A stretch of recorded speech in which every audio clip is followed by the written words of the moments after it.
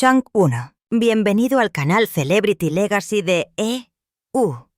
En los últimos días, Estados Unidos se ha despedido de varias personas notables, íconos cuyo impacto perdurará por generaciones. En el episodio de hoy, honramos sus vidas, sus logros y el legado que dejan atrás. Si alguna de sus historias tocó su corazón, considere dejar un me gusta para ayudar a mantener viva su memoria. Gracias por estar aquí. Ahora, empecemos. Paul Van Rooijdegem, bajista belga mejor reconocido por dar forma al sonido del trío de rock Triggerfinger, falleció el 4 de octubre de 2025 a las edad de 6 años.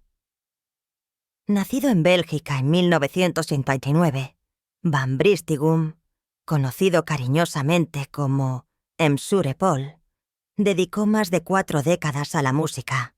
Su carrera alcanzó su momento decisivo en 1998 cuando se unió a Triggerfinger, una banda que se convertiría en uno de los grupos de rock más respetados de Europa. Junto con Ruben Block y Mario Goossens, ayudó a forjar un estilo único, combinando riffs pesados con precisión atmosférica. Su versión de 2012 de I Follow Rivers se convirtió en un éxito internacional inesperado, encabezando las listas de éxitos en varios países e introduciendo a la banda con una audiencia global. Fuera del escenario, Van Rooijdegem era conocido por su profesionalismo, humildad y profundo respeto por el oficio. Mientras que otros buscaban la fama, él se mantuvo con los pies en la tierra, contribuyendo no solo a la longevidad de Triggerfinger, sino también a colaboraciones más pequeñas que enriquecieron la cultura del rock belga. Su presencia le dio estabilidad a una banda elogiada por su potencia y autenticidad en vivo. Paul Van Bro puede que nunca haya perseguido el estrellato mundial, pero su trabajo dejó una huella inconfundible en el rock europeo. Su música, su arte constante y su silenciosa dedicación forman un legado que perdurará más que el hombre mismo. Para honrarlo, comparta sus recuerdos, su canción favorita de Triggerfinger o simplemente escriba Ari Paul Vanigum. Recordemos no solo al músico, sino al espíritu humano detrás de la música. Kimberly Havert Gregory, una célebre actriz admirada por su imponente presencia en el escenario y la pantalla, falleció el 3 de octubre de 2025. Tenía 51 años, nacida en Houston, Texas, en Metascaro. Gregory primero realizó estudios en psicología y teatro antes de obtener una maestría en trabajo social. Finalmente, eligió la actuación como el camino de su vida, una decisión que le dio a sus actuaciones una rara profundidad y honestidad emocional. Su carrera comenzó en el teatro regional, donde su talento rápidamente atrajo la atención. A principios de la década de 2000, aparecía regularmente en la televisión estadounidense, asumiendo roles en series como Law & Order y The Big Bang Theory. Su gran avance llegó con Vice Principals, de HBO de 2016-2017, en la que interpretó a la doctora Belinda Brown, una actuación elogiada por su inteligencia, humor y autoridad. Gregory continuó brillando en obras aclamadas como Better Call Saul, Kevin Probably Saves the World y películas como Red Hook Summer y 5 Feet Apart. Los críticos señalaron constantemente su capacidad para encarnar personajes con autenticidad y fuerza, dejando una impresión duradera en cada papel que asumió. Fuera de la pantalla, permaneció dedicada a su familia y profundamente conectada con su comunidad de Houston, a menudo asesorando a jóvenes artistas y apoyando programas locales. El fallecimiento de Kimberly Havert Gregory marca la pérdida de una artista talentosa, cuyo legado es de resiliencia y verdad. Chunk 2. Sus interpretaciones de mujeres fuertes y complejas seguirán inspirando y perdurando. Comente 51 su edad o escriba Rip Kimberly Heber Gregory como una despedida a una actriz notable cuyo trabajo no será olvidado. Jim McNeely, el distinguido pianista de jazz, compositor y arreglista cuya carrera abarcó 5 décadas, falleció el 26 de septiembre de 2025, a la edad de 75 años. Saltó a la fama en la década de 1970 como pianista de la Thad Jones Mel Lewis Orchestra, un papel que lo colocó en el corazón de la escena del jazz de Nueva York. Más tarde tocó con el Stan Getz Quartet y el Phil Woods Quintet. Su toque en el piano fue admirado por su claridad, elegancia y sutil poder. Tanto el público como sus compañeros lo reconocieron como un artista que combinaba un profundo respeto por la tradición con el valor para innovar. Como compositor y director, McNeely construyó una reputación verdaderamente internacional. Dirigió la Frankfurt Radio Big Band durante más de una década, colaboró con la Danish Radio Big Band y escribió obras innovadoras para la Vanguard Jazz Orchestra. Sus álbumes, incluyendo Group Therapy, 1992, y Barefoot Dances and Other Visions, 2018, obtuvieron nominaciones al Grammy y elogios de la crítica, lo que demuestra su capacidad para crear música que era tanto compleja como accesible. Nacido el 18 de mayo de 1950 en Chicago, Illinois, McNeely estudió en la Universidad de Illinois. Más tarde se convirtió en un educador muy respetado, enseñando en la Manhattan School of Music, donde generaciones de jóvenes artistas se beneficiaron de su conocimiento y generosidad. Honrémoslo hoy. Comente 75 su edad, o escriba Rip Jim McNeely, para celebrar a un maestro que enriqueció el jazz con brillantez y corazón. Jane Goodall, una primatóloga, etóloga y antropóloga pionera, cuyo trabajo transformó la comprensión de la humanidad sobre los animales y nosotros mismos, falleció el 1 de octubre de 2025. Tenía 91 años. Goodall comenzó su investigación en 1960 en el Parque Nacional Gombe Stream, en Tanzania, donde documentó chimpancés usando herramientas, cazando y mostrando vidas emocionales complejas. Estas observaciones innovadoras anularon suposiciones de larga data sobre el límite entre los humanos y otros primates y la convirtieron en una de las científicas más influyentes del siglo XX. Su trabajo remodeló la primatología, la antropología y el estudio del comportamiento en sí mismo. Más allá del campo, Goodall se convirtió en una defensora mundial de la conservación y la educación. En Mento 7, fundó el Instituto Jane Goodall, que apoya la investigación y los programas de conservación basados en la comunidad. Más tarde lanzó Roots and Shoots, una red internacional de jóvenes que promueve la acción ambiental y humanitaria en más de 60 países. Sus libros, conferencias y defensa incansable la convirtieron en una de las voces más reconocibles en la lucha por proteger el planeta. Nacida en Londres en 1934, Goodall mostró una fascinación por los animales desde la primera infancia. Luego obtuvo un doctorado en etología de la Universidad de Cambridge, uno de los pocos otorgados a una persona sin un título universitario. A pesar de su fama, era conocida por ser modesta y profundamente comprometida con su misión, a menudo pasando más de 300 días al año, viajando para difundir su mensaje de conservación y esperanza. Jane Goodall deja atrás un legado que combina ciencia, compasión y activismo. Sus descubrimientos cambiaron para siempre la forma en que el mundo ve a los animales, mientras que su defensa inspiró a generaciones a salvaguardar el mundo natural. Comente 91. Su edad. O escriba Rip Jane Goodall, para honrar a una científica y activista que redefinió la relación de la humanidad con la naturaleza. Patrick Murray, actor mejor reconocido por su papel como Mickey Pearce en Only Fools and Horses, falleció el 2 de octubre de 2025, a los 69 años.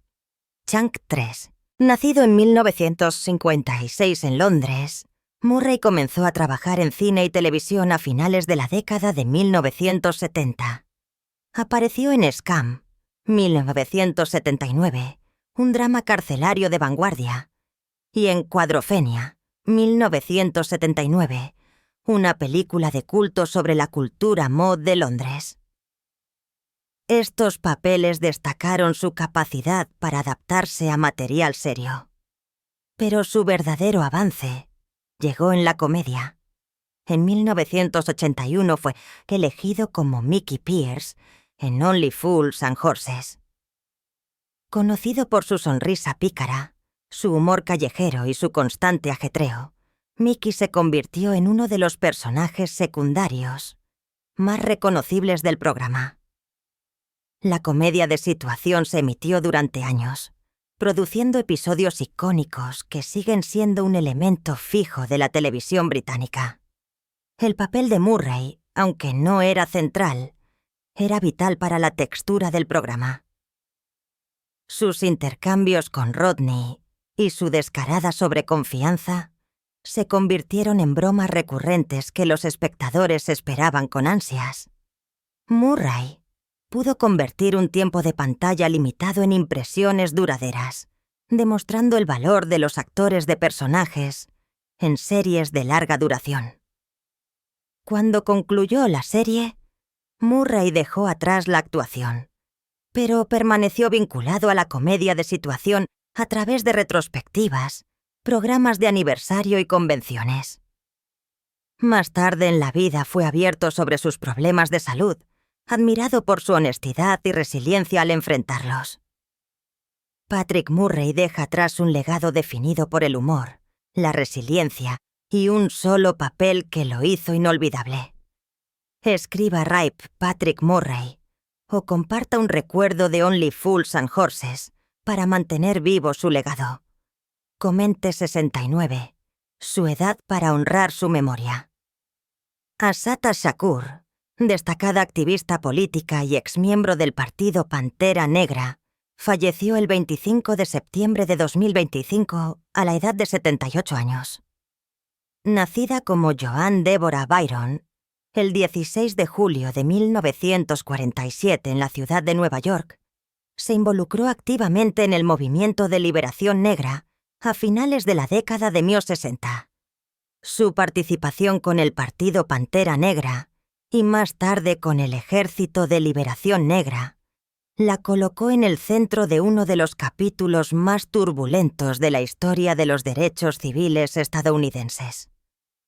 En 1977 fue condenada en relación con la muerte de un policía estatal de Nueva Jersey, un caso que impugnó constantemente.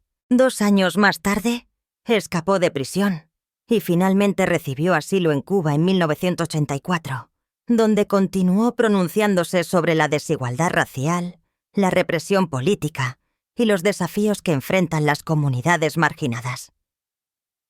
Para sus seguidores, se convirtió en un símbolo de resistencia y supervivencia, mientras que para otros, siguió siendo una figura polarizadora. Su autobiografía, Assata, An Autobiography, 1987, ofreció su relato de estos eventos y se convirtió en una obra ampliamente estudiada en círculos activistas y académicos. Sigue siendo una piedra de toque para aquellos que exploran temas de raza, justicia y poder estatal.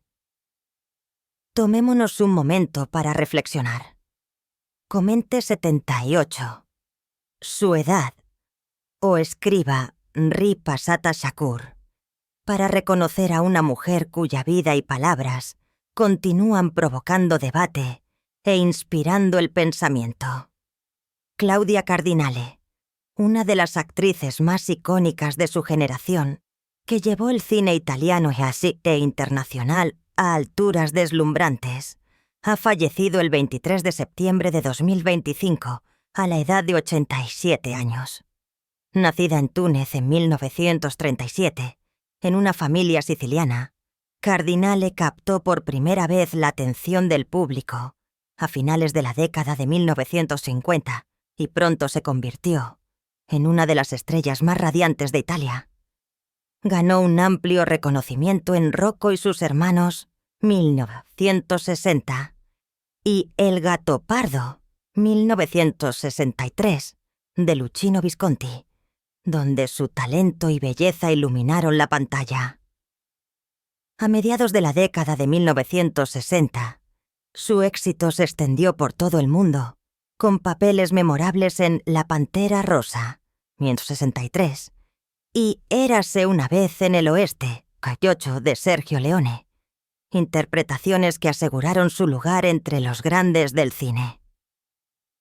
A lo largo de su carrera, fue reconocida con múltiples premios David di Donatello y prestigiosos honores de por vida, incluyendo el León de Oro en Venecia, el Oso de Oro en Berlín y un tributo especial en Cannes, prueba de su influencia duradera tanto en el cine europeo como en el de Hollywood. Chonk 4. Fuera de la actuación, Claudia Cardinale se erigió como una poderosa defensora de los derechos de la mujer y el trabajo humanitario. Admirada no solo por su arte, sino también por su fuerza, independencia y compasión.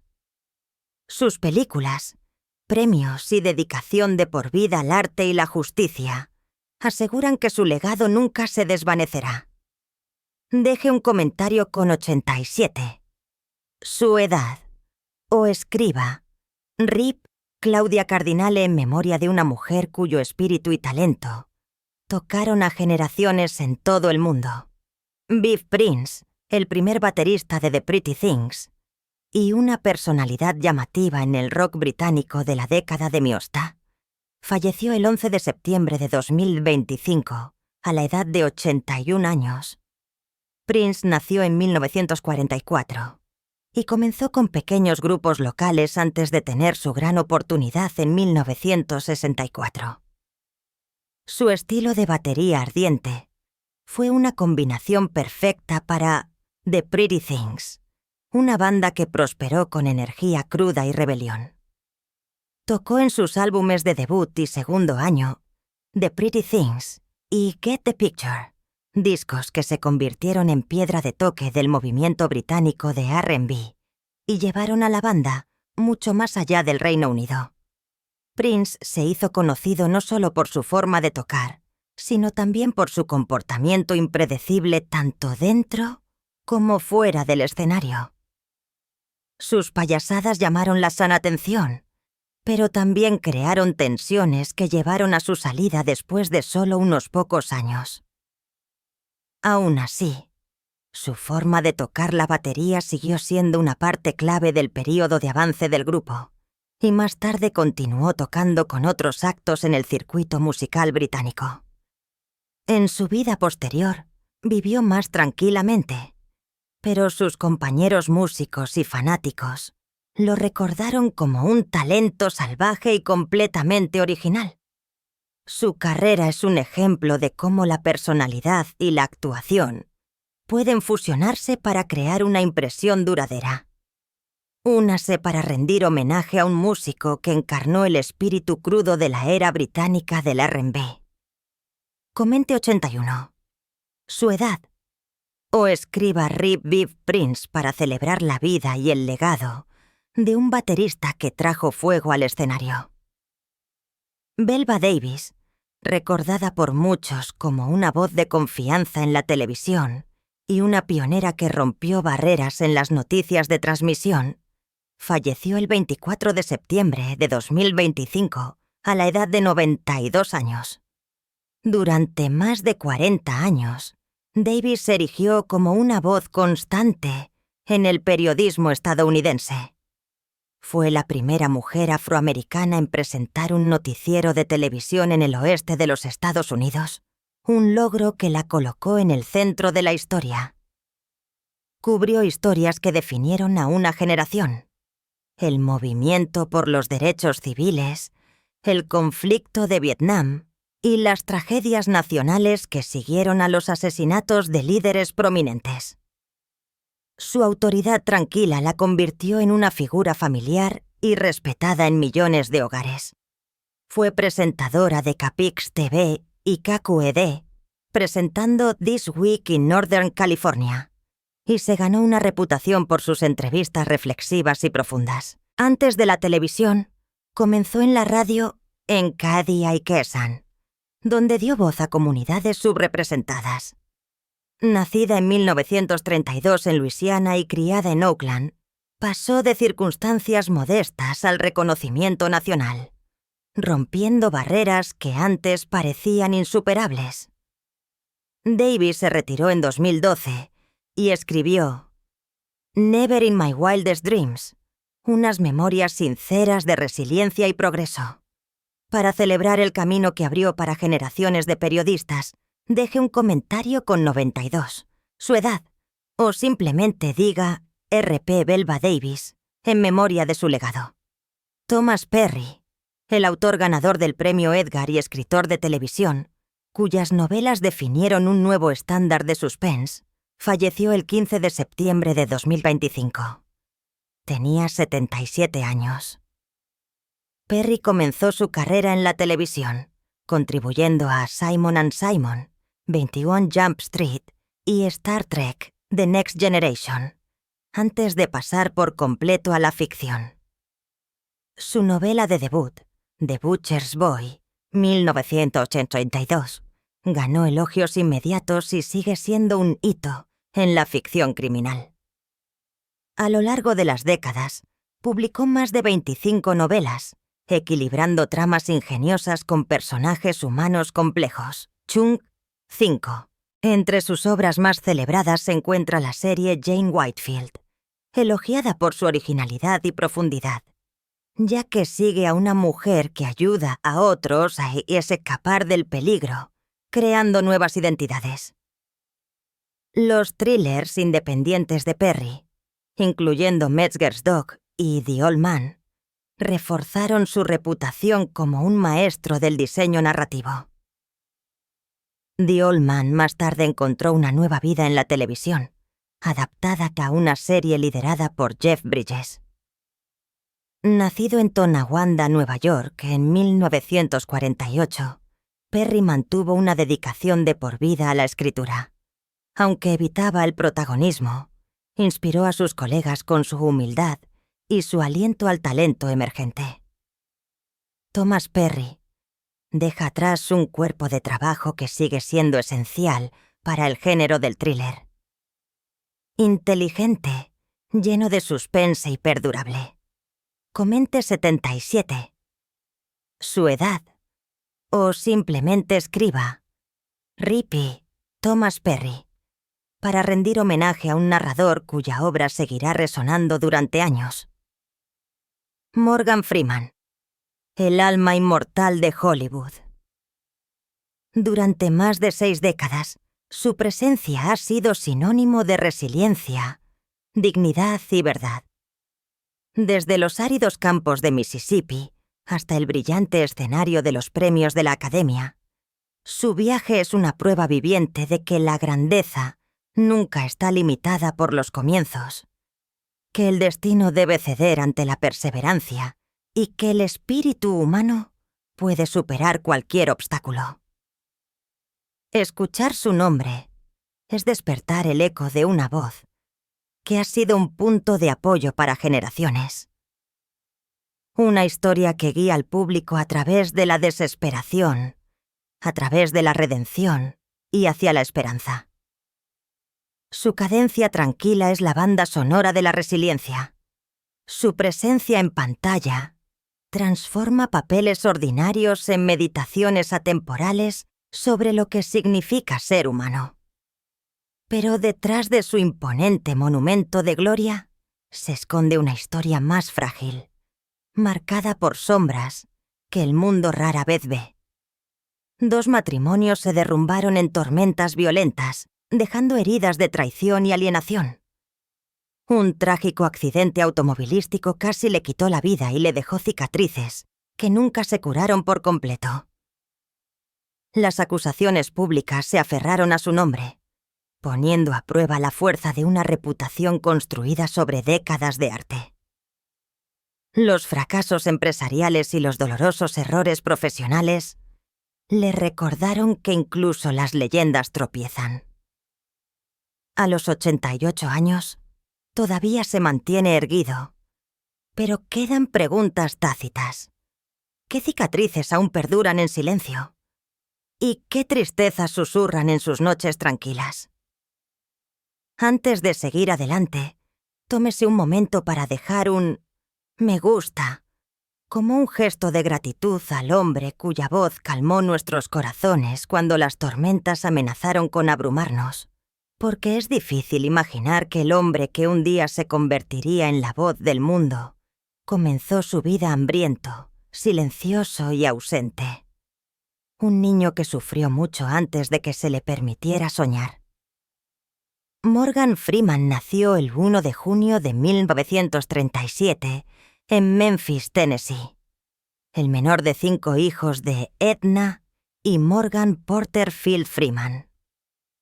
Su madre soportó interminables turnos, fregando pisos, atendiendo pacientes como auxiliar de enfermería, mientras que su padre luchaba por mantener viva su pequeña barbería.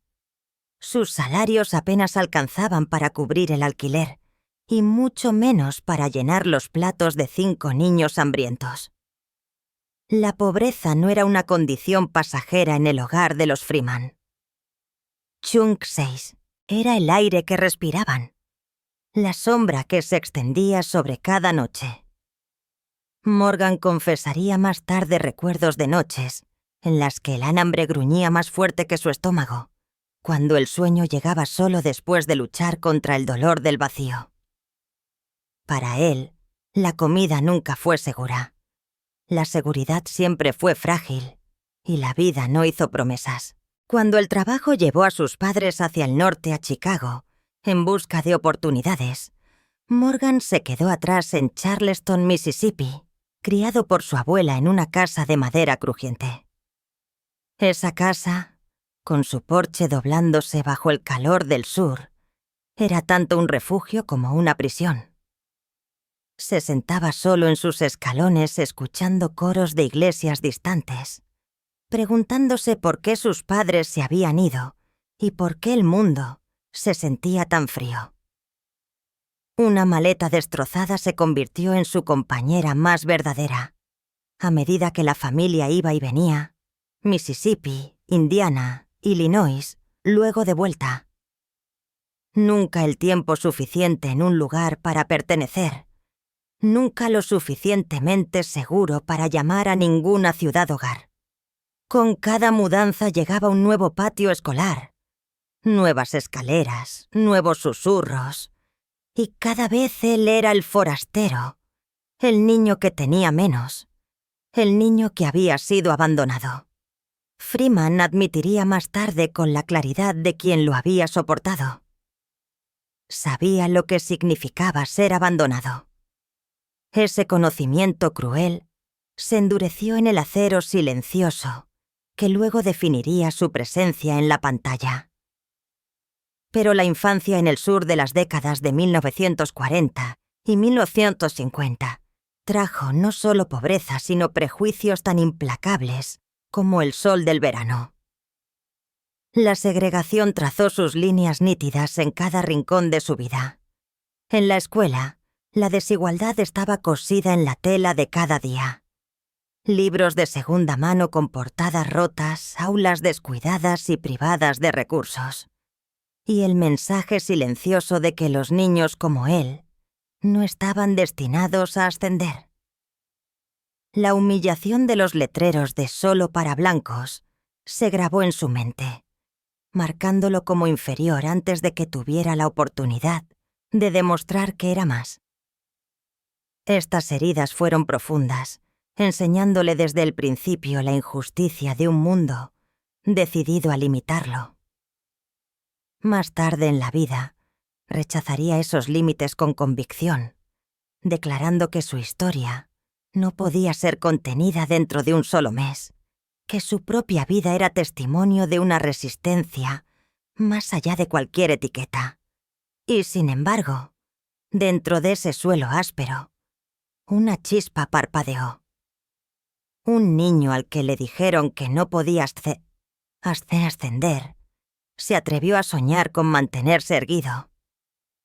Un niño marcado por el hambre y la ausencia, comenzó a dar forma a la voz que un día llevaría a generaciones enteras a través de sus horas más oscuras.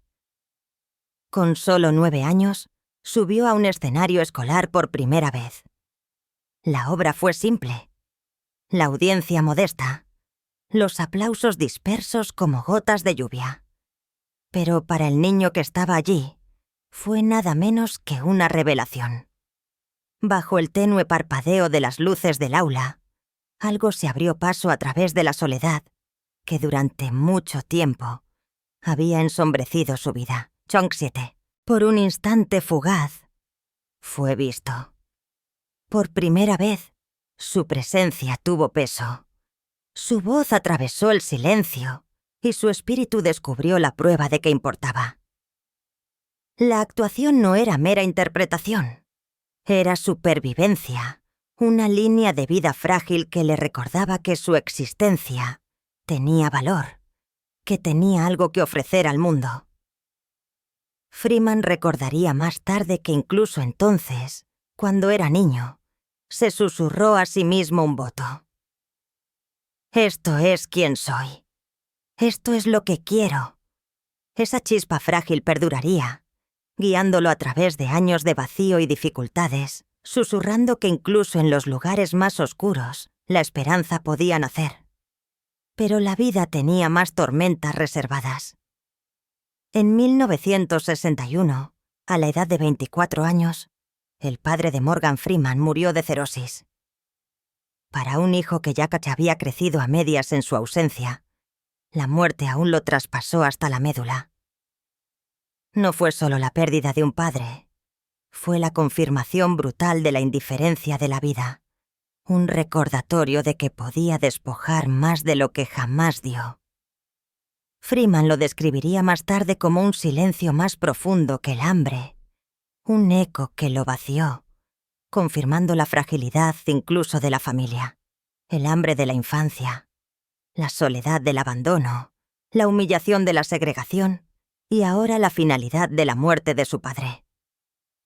Estas cicatrices nunca se curaron por completo. Sin embargo, en lugar de destruirlo, lo templaron. Forjaron resiliencia. De esas heridas surgió la dignidad silenciosa que un día acercaría al público cada vez que hablara, y la humanidad que colorearía cada sílaba de su narración. El niño que una vez conoció el hambre, la exclusión y el silencio, se convirtió en el hombre cuya voz definió generaciones. El hambre le enseñó gratitud. La ausencia le enseñó empatía. La injusticia le enseñó resistencia. La pérdida le enseñó que la vida es fugaz y que la presencia importa más que las promesas. De los caminos olvidados de Mississippi, pavimentados con pobreza y dolor, se levantó una leyenda. No a pesar de su dolor, sino por él. Sin embargo, incluso después de sobrevivir a una infancia de carencias y soledad, el mundo exigió más antes de permitir que Morgan Freeman tuviera un lugar para pararse. Recién salido de la escuela secundaria, sin dinero para la universidad y sin una red de seguridad, recurrió a la Fuerza Aérea de los Estados Unidos. El uniforme le dio orden, y durante un tiempo soñó con volar como piloto de combate. Pero el sueño se desvaneció en la cabina, cuando se enfrentó a los instrumentos de la muerte. Me di cuenta de que no estaba destinado a matar, admitió más tarde. Así que se alejó de la estabilidad y entró en la incertidumbre, cambiando la seguridad del ejército por el caos frágil de perseguir un sueño imposible. Chung 8. Los Ángeles lo saludó sin piedad. Se matriculó en el Pasadena Playhouse para estudiar actuación, pero la matrícula pesaba sobre él como una piedra que apenas podía llevar. Para sobrevivir, trabajó en el Los Angeles City College como secretario de actas, escribiendo a máquina de día y ensayando de noche. Sus salarios se disolvían en alquiler, restos de comida y pasaje de tren. La cena era muy a menudo pan duro y café aguado, a veces nada en absoluto. Hubo noches en las que se quedó dormido encorvado sobre una silla de madera en una habitación alquilada, con el hambre royendo más fuerte que el sueño. Conocía el hambre. Sabía lo que era vivir sin nada, reflexionó años más tarde. Sin embargo, en lugar de romperlo, esas noches huecas se endurecieron en la silenciosa resiliencia que se convirtió en su fuerza característica. Pero el rechazo se convirtió en su pan de cada día. Los directores de casting lo despidieron antes de que abriera la boca. Algunos se negaron incluso a mirarlo a los ojos. El color de su piel a menudo fue suficiente para terminar una audición antes de que comenzara. El aguijón de la humillación se hizo eco del Mississippi segregado, que pensó que había dejado atrás. Así que vagó inquietamente entre Los Ángeles, Nueva York y San Francisco, persiguiendo la tenue promesa de trabajo. En San Francisco bailó en coros, su cuerpo empapado en sudor debajo de las luces, los aplausos apenas suficientes para pagar una habitación. En Nueva York, permaneció de pie durante horas en interminables filas de audiciones, soportando rechazo tras rechazo, cada no presionando como un peso. Hubo noches en las que la rendición susurró seductoramente, pero Freeman lo silenció con un voto. Me moriré de hambre si es necesario, pero actuaré. Para cuando apareció en su primera película, ya tenía 30 años, una edad en la que muchos actores ya habían triunfado o se habían rendido. Su debut, Who Says I Can't Ride a Rainbow, 1971, llegó y se fue sin ser notado. Su nombre estaba enterrado en los créditos, invisible, inaudible. La televisión trajo supervivencia en lugar de estrellato, pequeños papeles de telenovela como Another World. Y luego, a lo largo de la década de 1970, un lugar regular en The Electric Company. Para él, fue agotador. Largas horas, pago modesto, poco reconocimiento. Sin embargo, para millones de niños, se convirtió en una cara familiar, plantando sin saberlo las semillas de una presencia que un día se sentiría eterna. Pero fue el escenario el que le ofreció santuario. El teatro le dio no solo trabajo, sino pertenencia. Allí, despojado de glamour y juzgado solo por el oficio, Freeman descubrió el suelo donde su talento podía echar raíces. Chunk 9, el niño que una vez actuó para aplausos dispersos en un aula, ahora dominaba las tablas con una fuerza tranquila que no podía ser ignorada. Y aunque la fama seguía siendo distante, los cimientos de la grandeza ya se estaban sentando. A lo largo de la década de 1980, Freeman ofreció actuaciones que le valieron premios Sobi, Coriolanus, The Gospel at Colonus y Driving Miss Daisy. Sin embargo, incluso estos triunfos se sintieron tranquilos, escondidos del brillo de Hollywood. Estaba construyendo su reputación ladrillo a ladrillo, en teatros donde solo los fanáticos más devotos del drama lo notarían. Cada ovación le recordaba que la grandeza no se medía por la velocidad, sino por la resistencia. Para entonces, Freeman había resistido 2 décadas de pobreza, rechazo e invisibilidad. Pero en lugar de desvanecerse, perduró. Y esa resistencia se convirtió en su verdadera arma. La grandeza no llegó con aplausos ni riquezas. Llegó en el silencio al que se negó a rendirse. En las batallas que libró cuando nadie estaba mirando. Desde el porche de madera de Mississippi hasta las sillas de madera de las habitaciones alquiladas, Morgan Freeman construyó una voz que un día estabilizaría el mundo. Su ascenso no fue suerte. Fue un destino tallado en el dolor. Es casi impensable que el momento en que el destino finalmente llegó para Morgan Freeman no llegó en la juventud, sino a una edad en la que la mayoría de los actores ya se estaban desvaneciendo del centro de atención.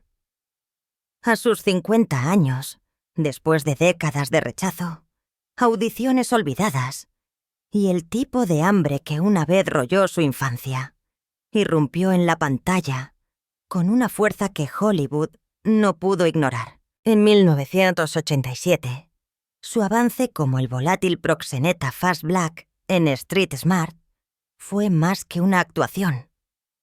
Fue una revelación, una declaración de que la grandeza no tiene fecha límite. Los críticos que una vez lo habían pasado por alto quedaron atónitos en silencio. Y una nominación al Oscar anunció al mundo que un hombre que una vez fue desestimado se había convertido en una fuerza de la naturaleza. Pero el reconocimiento trajo consigo una nueva prueba. El peso de la expectativa, el agotamiento de llevar roles que nunca fueron solo personajes, sino símbolos de dignidad, resiliencia y humanidad. A partir de ese momento, su presencia fue inseparable de la voz en la que millones de personas confiarían. En Driving Miss Daisy de 1969, encarnó a un chofer tranquilo cuya gracia le recordó al mundo que la bondad conlleva su propio poder. En 1994, como Red en The Shawshank Redemption, su narración tranquila convirtió una historia de desesperación en un himno de esperanza eterna. Una voz que llevó a generaciones a través de sus horas más oscuras. Más tarde haría eco de la línea de su personaje. La esperanza es algo peligroso, pero sin ella, ya estás muerto. En Million Dollar Baby de 2004, nos dio un mentor cansado cuya compasión fue forjada en el dolor, ganándole el Oscar que confirmó lo que el público ya sabía, que era un maestro entre maestros. Y en 2009, cuando se puso en la piel de Nelson Mandela en Invictus, ya no era solo actuación, era encarnación. Chunk 10, como el propio Freeman dijo, yo no elegí este papel, me eligió a mí. Pero cada triunfo proyectaba una sombra. Por cada ovación de pie estaba el costo de la filmación interminable. Noches que se extendían hasta el amanecer y el peso silencioso de ser visto, no como un hombre, sino como un monumento. Hubo tramos en los que las cámaras rodaron pasada la medianoche y los horarios de citación volvieron al amanecer. Bien entrado en los 60 años, se movió de un set a otro sobre piernas doloridas, cambiando el sueño por otra toma, otra verdad, otra escena. Su don, lo mismo que lo hizo icónico. Su voz, a veces se convirtió en una cadena. Los directores y el público exigieron la voz de Dios, el sabio eterno, el hombre que siempre debe ser más grande que la vida. Freeman confesó una vez, me dije a mí mismo que lo haré o moriré. Eso es. No fue exageración, sino el precio de su llamado a renunciar a la facilidad e incluso a la salud, en la búsqueda implacable de la verdad en la pantalla. Detrás de las alfombras rojas y los brillantes premios se escondía otra verdad. El hombre celebrado como inquebrantable todavía estaba atormentado por cicatrices de hambre, rechazo y heridas privadas que el tiempo no había borrado. Detrás de los Oscar y los Globos de Oro, había habitaciones de hotel solitarias, vuelos que se difuminaban a través de las zonas horarias y el agotamiento de un cuerpo al que se le pedía que diera más de lo que debía. Aprendió a usar la serenidad como una armadura, mientras que los músculos de sus hombros temblaban bajo las luces. Su resiliencia nunca se trató de la ausencia de dolor. Se trató de elegir una y otra vez levantarse a pesar de ello, para enfrentar la siguiente escena con disciplina cuando la fatiga rogaba piedad. Para cuando la industria lo coronó con sus más altos honores, Kennedy Center Honors, 2008, AFI Life Achievement, 2011, SAG Life Achievement, 2018. Ya no era solo un actor. Era un monumento viviente. Cada premio no fue simplemente por un papel interpretado, sino por un viaje soportado, forjado a partir del rechazo, la perseverancia y la voluntad de sobrevivir a la desesperación. El niño que una vez se sentó solo en un porche crujiente en Mississippi se había convertido en la voz de las naciones, el rostro de la sabiduría, el espíritu de la esperanza. Y, sin embargo, incluso cuando el mundo lo elevó a su cumbre dorada, la vida se estaba preparando para probarlo de nuevo en formas que ningún escenario, ninguna cámara, ningún público podría capturar jamás. Es desgarrador darse cuenta de que después de forjar un legado de sabiduría y resistencia, Morgan Freeman todavía tuvo que enfrentar tormentas que ningún aplauso podía silenciar. Incluso las leyendas tropiezan y las sombras que lo siguieron no estaban escritas en ningún guión. Fueron vividas. En 2006, Freeman depositó su fe en la innovación. Chunk 11, junto con Intel, cofundó Clickstar, un intento ambicioso de llevar películas directamente a los hogares, en una era antes de que el streaming gobernara el mundo. Fue audaz, visionario, quizás incluso adelantado a su tiempo. Pero el mercado no estaba listo. Los obstáculos técnicos, los hábitos de la audiencia y la feroz competencia enterraron el sueño casi tan pronto como nació. En un año, la compañía se derrumbó, quemando millones en inversión. Para Freeman no fue solo un fracaso financiero. Fue el aguijón de ver un sueño desvanecerse, prueba de que incluso los nombres más fuertes no podían doblegar el futuro a su voluntad. Una década más tarde, Hollywood mismo asestó otro golpe cruel. En 2016, la lujosa nueva versión de Ben-Hur, con un presupuesto de producción de casi 100 millones y Freeman elegido para un papel fundamental, se derrumbó en la taquilla, perdiendo cerca de 80 millones de dólares. La humillación se vio agravada por otros proyectos. Transcendence, Last Nights y más que cayeron en la oscuridad con pérdidas que ascendieron a decenas de millones. Para Freeman, que una vez había convertido The Shawshank Redemption en un himno de esperanza eterna, fue devastador aprender que incluso su presencia no podía salvar una película destinada al fracaso. Estos números no eran solo estadísticas. Y hicieron eco como susurros de duda, recordatorios de que las leyendas también podían fallar. Para un hombre que había esperado hasta los 50 años para ser reconocido, cada paso en falso conllevaba el cruel peso de una decepción magnificada. Y luego, en 2018, llegó quizás la herida más penetrante de todas. No de la taquilla o del mundo de los negocios, sino del implacable tribunal de la opinión pública. Un importante medio de comunicación publicó un informe alegando que Freeman había incomodado a las mujeres con comentarios y comportamientos inapropiados. En un instante, la voz que una vez simbolizó la dignidad y la sabiduría tembló bajo la sospecha.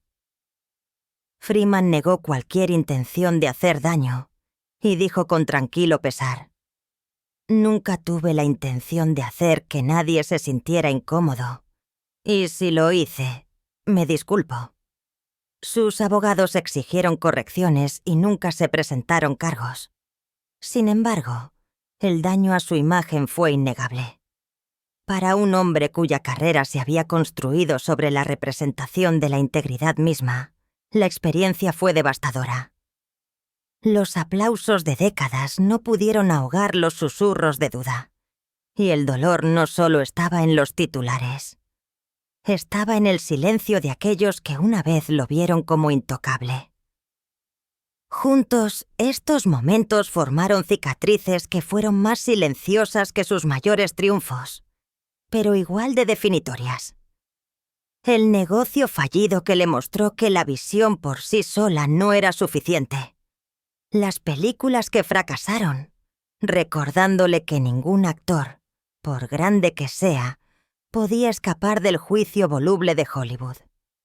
El escándalo que magulló su imagen, una sombra en toda una vida de resiliencia y arte. Ninguno de estos borró su legado, pero lo marcaron como grietas en un monumento, recordatorios de que incluso las figuras más fuertes son vulnerables ante el tiempo, la fortuna y la percepción. Chunk 12. Y, sin embargo, como siempre, Freeman perseveró. No arremetió. No desapareció. Siguió trabajando, prestando su voz, contando historias, demostrando de nuevo que la fuerza no se encuentra en la perfección, sino en la perseverancia. Estas sombras, por dolorosas que fueran, solo hicieron su luz más humana, su viaje más real. Porque al final, su grandeza no estaba en nunca tropezar, sino en levantarse de nuevo, con cicatrices, pero sin romperse. Pero tal vez los escenarios más implacables no estaban iluminados por cámaras ni se desarrollaban en las listas de taquilla. Eran las habitaciones tranquilas donde el amor se fracturaba, donde los lazos familiares se desgastaban y donde el triunfo no podía seguirlo a casa. Porque más allá del ruido de Hollywood, las pruebas más privadas de Morgan Freeman no estaban escritas en los titulares, sino en el silencio de los matrimonios rotos y la soledad que ninguna ovación de pie podría curar jamás. Es trágico recordar que antes de que el mundo lo coronara como una leyenda, Morgan Freeman una vez creyó haber encontrado su refugio para siempre en el amor. En 1967, a los 30 años, con poco más que sueños y audiciones inacabadas, se casó con Janet Adair Bradshaw.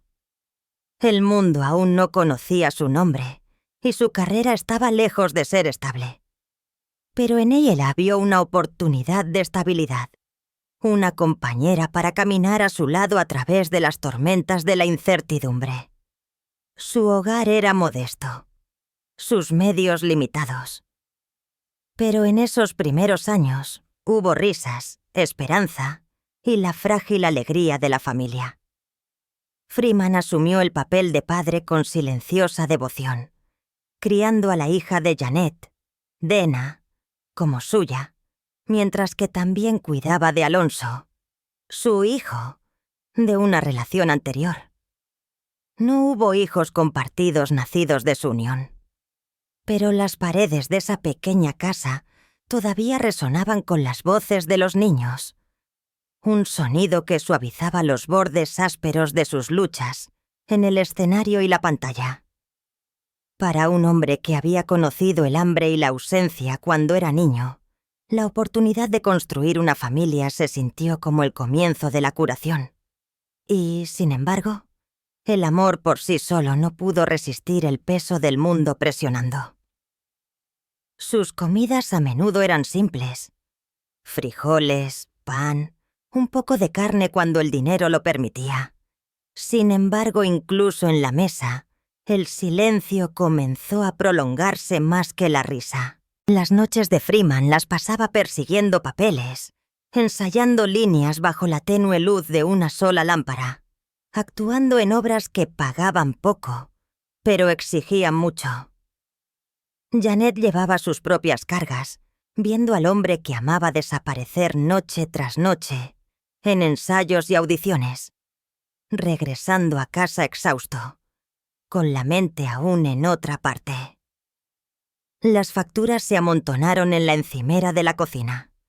La risa de los niños ya no llenaba cada rincón, y la calidez que una vez los mantuvo unidos se enfrió en una distancia invisible.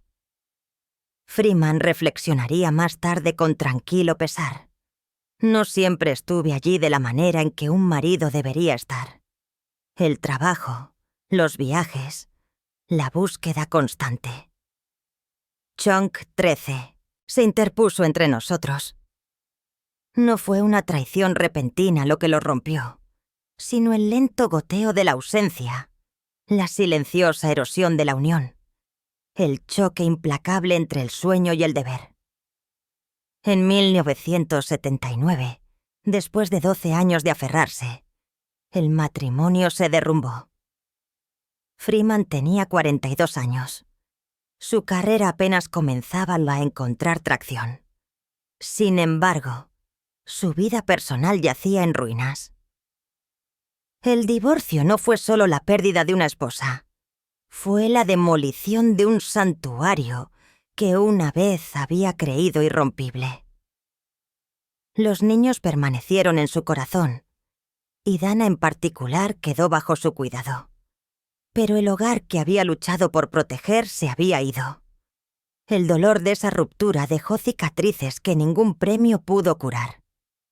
Para un hombre cuyos papeles en pantalla un día encarnarían la sabiduría y la resistencia, este desamor privado fue su primera lección brutal de que no todas las historias encuentran la redención y no todos los amores resisten las pruebas del tiempo.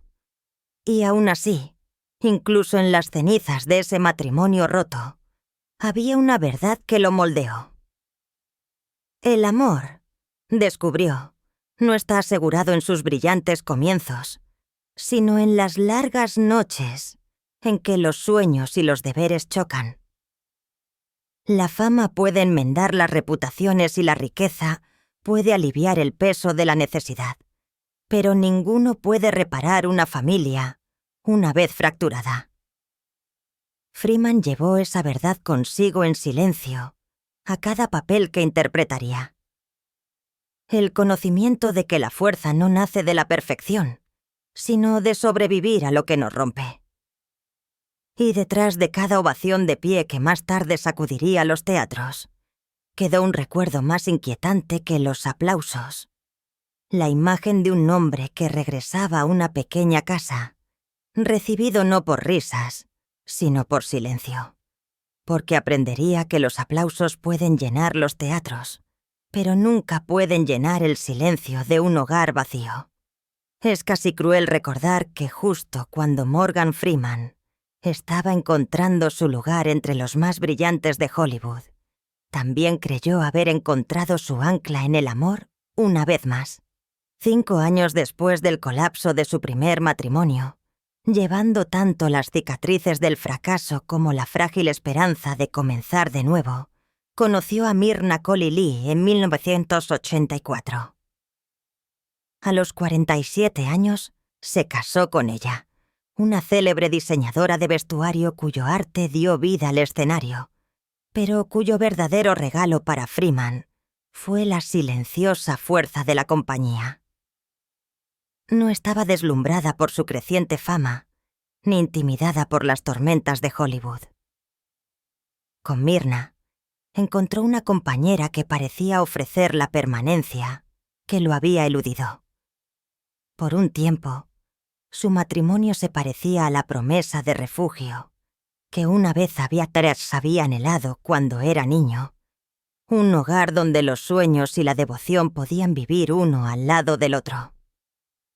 Más tarde reflexionaría en momentos de candidez que la familia era el ancla que le impedía desviarse. Y con Myrna, se atrevió a creer que finalmente había encontrado un puerto seguro. Su vida juntos se extendió a lo largo de décadas, arraigada en el suelo de Mississippi, en lugar del brillo de Hollywood. En su extensa finca, sombreada por robles centenarios y rodeada por el zumbido silencioso de las cigarras, Myrna cultivó no el lujo, sino la pertenencia. Cenas alrededor de una larga mesa de madera, donde se intercambiaban historias. Vacaciones iluminadas con la calidez de la familia. Noches pasadas en el porche envolvente donde el silencio se sentía menos como vacío y más como paz. Chunk 14. Aunque los hijos de Freeman, Alonso, Dana, Morgana y Saifulaye ya no eran pequeños, todavía los miraban a él y a Myrna en busca de guía. A medida que cruzaban el umbral incierto hacia la edad adulta, Myrna los abrazó por completo. No como hijastros, sino como suyos, protegiéndolos contra las tormentas de una vida vivida bajo la creciente sombra de la fama de su padre. Con el tiempo, también le dieron la bienvenida a su nieta adoptiva, Edena Hines, cuya risa juvenil regresó a la casa, un sonido que Freeman pensó que había perdido para siempre. La alegría pura y despreocupada de la infancia. Su presencia llenó sus pasillos con ecos de inocencia, suavizando los bordes de su largo ascenso desde la pobreza. Para Freeman, que una vez se había sentado solo en un porche crujiente en Charleston, Mississippi, rodeado de hambre y ausencia, esto era más que amor. Era redención, la oportunidad de darle a su familia la estabilidad que él mismo nunca había conocido. Sin embargo, incluso en esos días luminosos, debajo de la risa persistía el peso silencioso de la distancia, las primeras grietas tenues en lo que parecía irrompible. Porque el amor, aprendería, no se prueba en sus brillantes comienzos, sino en las largas noches de ausencia, cuando los sueños y el deber chocan. Y aunque el mundo solo vio la imagen de un hombre bendecido, con un matrimonio duradero, dentro de su hogar, las semillas de la fractura ya estaban echando raíces, esperando que los años revelaran su cruel cosecha. Pero a medida que los años se desarrollaron a finales de la década de 1990, el equilibrio comenzó a romperse de maneras que ninguno de los dos pudo ignorar. La carrera de Freeman se disparó. Escenario, pantalla, narración, premios. Y con cada paso hacia arriba, la distancia en casa se ensanchó como una línea de falla invisible. Myrna, que había construido su mundo en torno a apoyarlo, comenzó a sentir el peso del silencio presionando. Las noches que deberían haber sido compartidas se convirtieron en noches de espera en la mesa para un hombre que rara vez llegaba a casa antes de la medianoche. La larga mesa de madera, una vez viva con conversación, se volvió más silenciosa. A veces solo el tintineo de su tenedor resonaba en el vasto comedor. Las vacaciones que una vez brillaron con luces se volvieron pesadas con ausencia, medias colgadas pero nunca llenas, sillas vacías en reuniones donde los regalos importaban más que la fama. La risa que una vez llenó su hogar se desvaneció en recuerdos tenues, y la ausencia de hijos nacidos de su unión creó un vacío que persistió en el fondo, tácito pero innegable. Era como si estuvieran criando una familia construida sobre un tiempo prestado, devota, amorosa, pero sin el vínculo irrompible de la sangre compartida. El dolor de Myrna fue silencioso, pero profundo. Había dado su vida a la asociación, permaneciendo en su sombra, mientras él ascendía a la prominencia mundial. Y cuando esa sombra creció demasiado, se tragó la luz entre ellos. Para el mundo exterior parecían inquebrantables. Un matrimonio en Hollywood que había durado más que la mayoría, pero por dentro, las grietas se profundizaron en abismos. Más tarde, le confiarían a un amigo cercano. Le di mis años, y a cambio aprendí que el silencio puede ser más fuerte que la fama. La mujer que una vez fue su puerto seguro ahora estaba a la deriva. Sus sacrificios no reconocidos.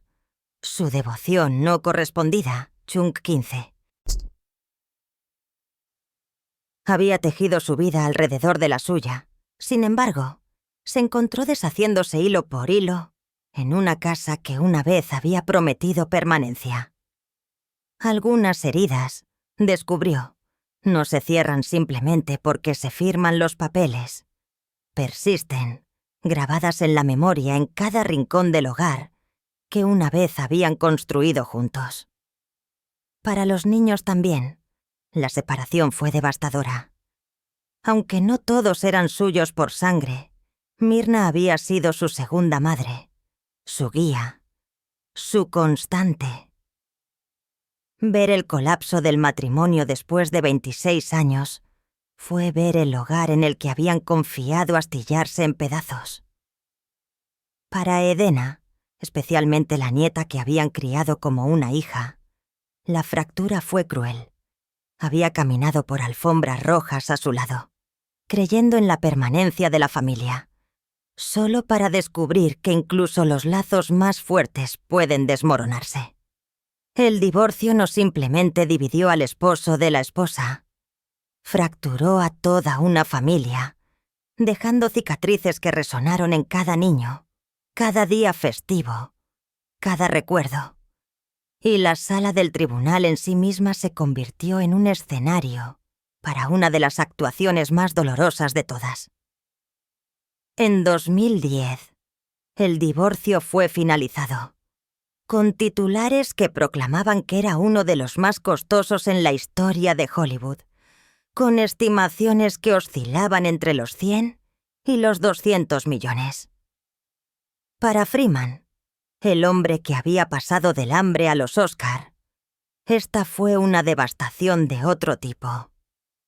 La fortuna que había ganado a través de décadas de resistencia se convirtió en otro recordatorio de lo que había perdido. La riqueza podía amortiguar las facturas, pero no podía reparar la confianza ni restaurar la intimidad de un amor que una vez se creyó eterno. Para Myrna, el precio no se midió en dólares, sino en los años que había dado, las innumerables noches tranquilas, la lealtad inquebrantable, los sacrificios invisibles que ningún acuerdo podría devolver jamás. Freeman reflexionaría más tarde con rara vulnerabilidad. La parte más difícil de cualquier éxito es darse cuenta de lo que te costó en el camino. Para él, el costo no fue solo noches sin dormir o horarios agotadores. Fue esto, el colapso de un matrimonio que lo había acompañado durante más de un cuarto de siglo.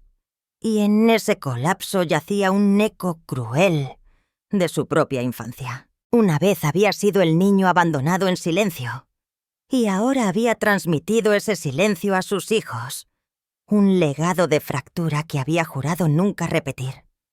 En 2010, Freeman se encontraba en la cima de su carrera, elogiado por el mundo, coronado con premios Oscar, Globos de Oro y premios a la trayectoria.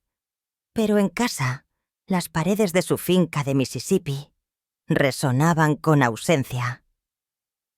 El hombre que dio voz a la esperanza para millones regresaba cada noche a una casa que ya no estaba llena de risas, sino de fantasmas de lo que había sido. Sombras en la mesa, silencio en los pasillos, fotografías que le devolvían la sonrisa con recuerdos que no podía reclamar. Esta fue la cruel paradoja de la vida de Morgan Freeman, que cuanto más alto ascendía en la gloria, más dolorosa se volvía la caída en su mundo privado. Chung Jae, su segundo matrimonio, no fue solo un capítulo de compañía. Fue toda una era de vida compartida, sueños sacrificados y, finalmente, fractura irreparable para los hijos, para Myrna, para el propio Freeman. El divorcio no fue simplemente un final. Fue una cicatriz grabada en cada uno de ellos. Un recordatorio de que incluso el amor que dura 26 años puede romperse. Y que ningún aplauso, ningún premio, ningún legado puede silenciar el silencio de un hogar roto. Justo cuando Freeman estaba aprendiendo a vivir con la fractura de su matrimonio, la vida lo probó con una herida mucho más profunda. La pérdida repentina de Edena Hines, la nieta a la que apreciaba como a una hija. En agosto de 2015, con solo 33 años, radiante de promesas y una presencia constante a su lado, la vida de Edena fue truncada en un trágico acto de violencia en una calle de Nueva York. En una sola noche, la estrella más brillante de su universo privado se extinguió. La noticia conmocionó al mundo, pero para Freeman no fue un titular. Fue un silencio que ahuecó su pecho, un dolor tan profundo que sintió como si la vida hubiera arrancado un pedazo de su propia alma. Edena nunca había sido simplemente familia en el papel. Era su hija en todo menos en el nombre, caminando a su lado en alfombras rojas, sentada frente a él en cenas, apoyándose en su guía mientras perseguía sus propios sueños artísticos. Habló de ella con orgullo, como si su luz pudiera curar las sombras de su propia infancia de ausencia y hambre. Su risa llenó los pasillos de su casa de Mississippi, una melodía que pensó que nunca se desvanecería. Y luego, en un instante despiadado, se fue. Las habitaciones que una vez resonaron con su alegría se volvieron atormentadas por el silencio. El tipo que ninguna ovación de pie podría ahogar jamás. En un raro momento de dolor crudo, Freeman le dijo al mundo: «Ella era una estrella que brillará para siempre en mi corazón». Sus palabras fueron tiernas, pero detrás de ellas estaba la insoportable realidad de que ningún legado, ninguna fortuna, ningún papel podría protegerlo de la mano más cruel de la vida. El público vio a un hombre de compostura. Los más cercanos a él vieron a un abuelo cuyos ojos ahora llevaban un peso tácito, como si parte de él hubiera sido enterrado con ella. Para Freeman, que había soportado la pobreza, los matrimonios rotos y la soledad de la fama, esta fue una herida diferente a cualquier otra. El hombre que una vez dio voz a la esperanza en The Shawshank Redemption, ahora vivía dentro de su propia prisión. No de muros y hierro, sino de dolor y memoria.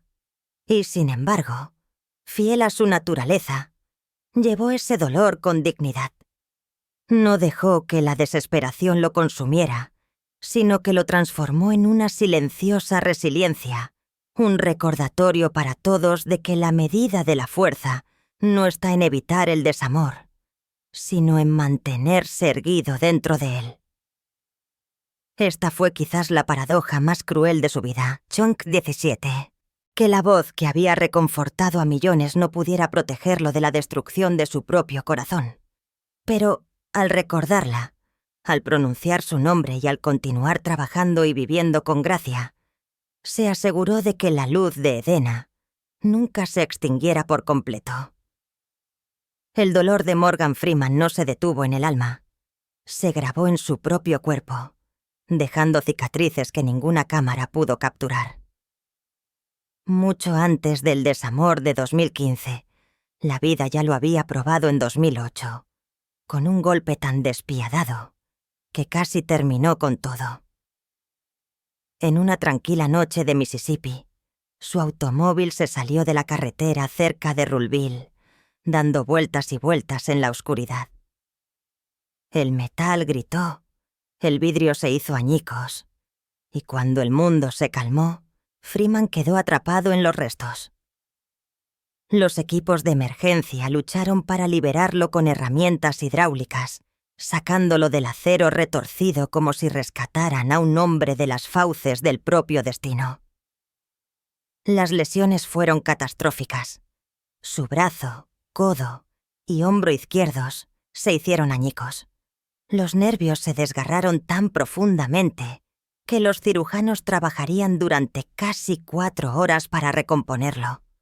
Sobrevivió, pero el costo fue permanente. Lo que el bisturí reparó, el tiempo nunca pudo restaurarlo. Su mano izquierda, una vez fuerte y firme, quedó parcialmente paralizada. La circulación falló, lo que lo obligó a usar un guante de compresión para controlar la hinchazón.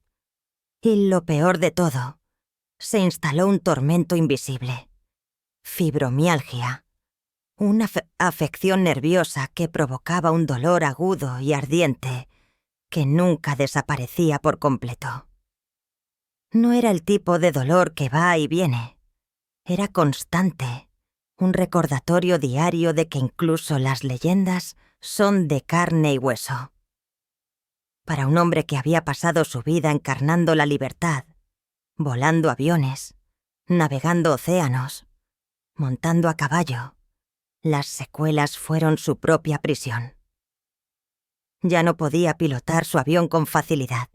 Ya no podía salir a la carretera detrás del volante. Ya no podía montar como lo había hecho antes. Cada pérdida era otra puerta que se cerraba en la vida que había construido fuera de la pantalla. Las noches no trajeron paz. Permanecía despierto, el latido negándole el descanso, mirando fijamente una mano que ya no lo obedecía. E incluso cuando el agotamiento finalmente lo reclamó, las mañanas llegaron con el mismo recordatorio cruel. La fatiga de un cuerpo que ya no se regeneraba. Un cuerpo agobiado por noches de insomnio y dolor interminable. A medida que pasaban los años, surgieron nuevas sombras. La memoria, una vez lo suficientemente aguda como para llevar guiones completos, comenzó a difuminarse en los bordes. Las líneas que antes venían fácilmente ahora requerían más concentración, más ensayo. Los momentos simples, un objeto extraviado, una palabra olvidada, se convirtieron en recordatorios diarios de que incluso la mente no se salvó. No fue solo el cuerpo lo que lo traicionó, sino el tiempo mismo, robando pequeños pedazos de certeza. Chanco, para un actor cuyo oficio dependía de la precisión, fue otra herida invisible, una que el público nunca vio, pero que sintió con cada actuación. Y sin embargo, lo que aplastó a otros se convirtió en su combustible. No se retiró del mundo, no se desvaneció en la autocompasión. En cambio, se adaptó. Si una mano le fallaba, entrenaba la otra. Si la fatiga lo ralentizaba, seguía hasta adelante con paciencia. Si la memoria fallaba, se apoyaba en la disciplina y en la misma cadencia inquebrantable que lo había acompañado durante décadas de rechazo. En las entrevistas, admitió simplemente: «Sufro dolor todos los días». Pero lo dijo no como una queja, sino como un hecho, como si nombrarlo fuera parte de dominarlo. La ironía fue cruel. El hombre cuya voz había acompañado a millones a través de la desesperación en The Shawshank Redemption estaba él mismo encarcelado, no detrás de muros de piedra, sino dentro de la jaula de su propio cuerpo. El dolor crónico, la fatiga implacable, la niebla de la memoria no vista por el público que lo vio caminar a través de escenarios y alfombras rojas, siempre estuvieron allí. compañeros no invitados. Para Freeman, el guante que usó se convirtió en algo más que un dispositivo médico. Fue un símbolo, la marca visible de una batalla que libraría por el resto de su vida. Y aún así, siguió moviéndose, continuó actuando, narrando, prestando su voz a causas que importaban.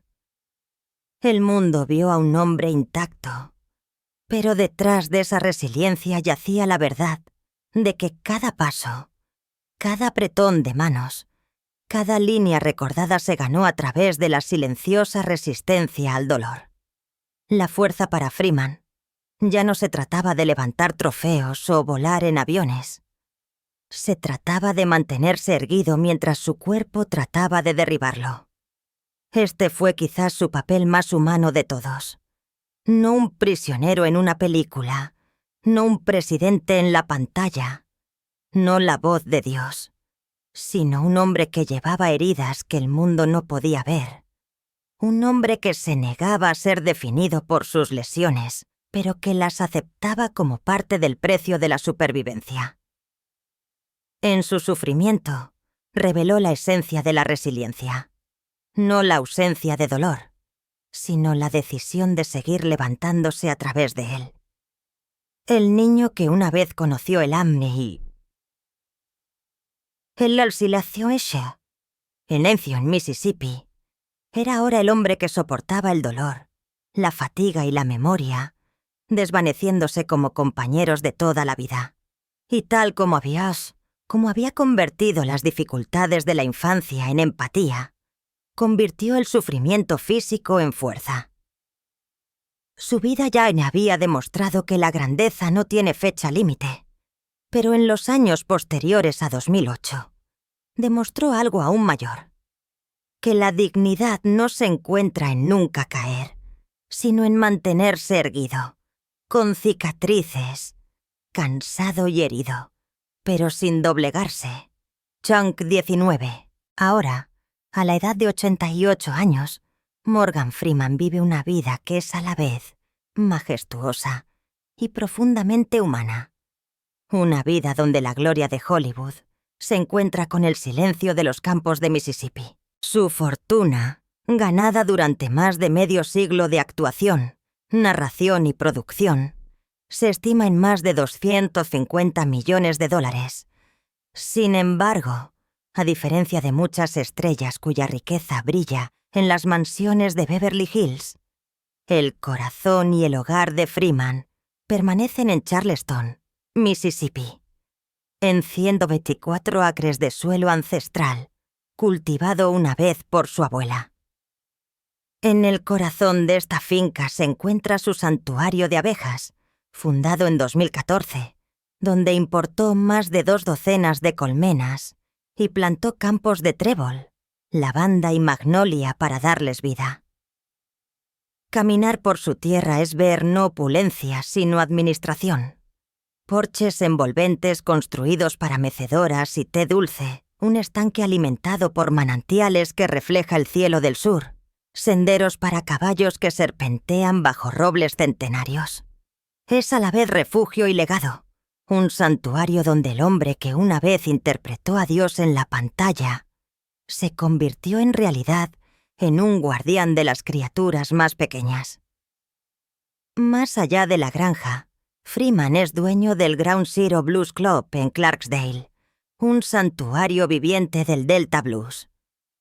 Dentro de sus paredes de ladrillo, las guitarras gimen y las luces de neón brillan, preservando una herencia musical tan esencial para Mississippi como el suelo mismo. El club genera ingresos constantes, pero lo que es más importante, ancla a Freeman a la cultura que lo moldeó.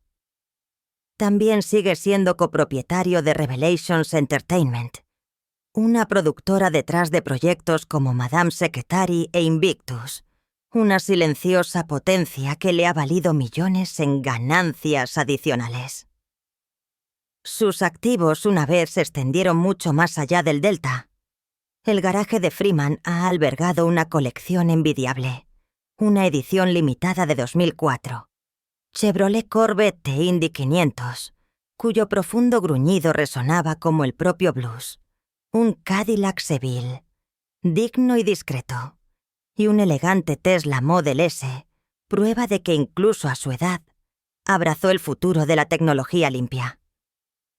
Para los cielos, una vez pilotó sus propios aviones, incluyendo un Cessna 414, un Citation King of Tenros 1 y la joya de la corona, un SK-30 Lightjet de $7,5 millones, capaz de velocidades que rivalizaban con las de los aviones comerciales. En el agua, pasó largas horas a bordo de sus veleros, comenzando con un modesto Alberg 30, antes de ascender a su amado Shannon 43, un buque que lo llevó a través del Caribe. Estos vehículos nunca fueron simplemente posesiones, fueron expresiones de libertad, ruedas, alas y velas que le permitieron moverse a través de la vida en sus propios términos.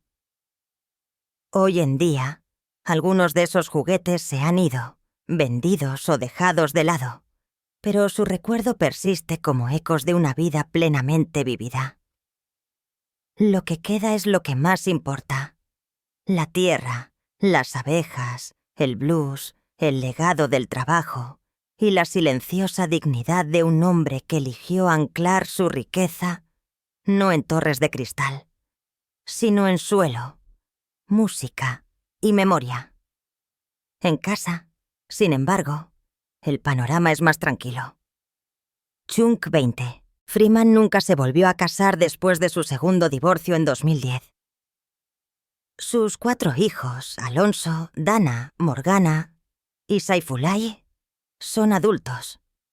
Sus vidas se extienden por todo Estados Unidos, pero su vínculo con su padre sigue siendo fuerte. La ausencia de su nieta adoptiva, Edena Hines, arrebatada de él en 2015, sigue siendo una herida que el tiempo no puede curar. A menudo habla de ella como una estrella que brillará para siempre en mi corazón, y aquellos cercanos a él saben que su ausencia ensombrece incluso sus días más brillantes. Más recientemente, en 2025, Freeman soportó otra pérdida que golpeó el centro de su corazón: el fallecimiento de Gene Hackman, su colega y amigo de toda la vida. Sus caminos se habían cruzado memorablemente en la pantalla, en películas como Unforgiven, 1992, donde el brutal sheriff de Hackman chocó con la silenciosa brújula moral de Freeman, y más tarde en Under Suspicion, 2000, un tenso duelo de ingenios que mostró su respeto mutuo como artistas. Fuera de la pantalla, ese respeto se profundizó en amistad. Freeman a menudo describía a Hackman como un hombre de inmensa integridad que transmitía la verdad a cada papel.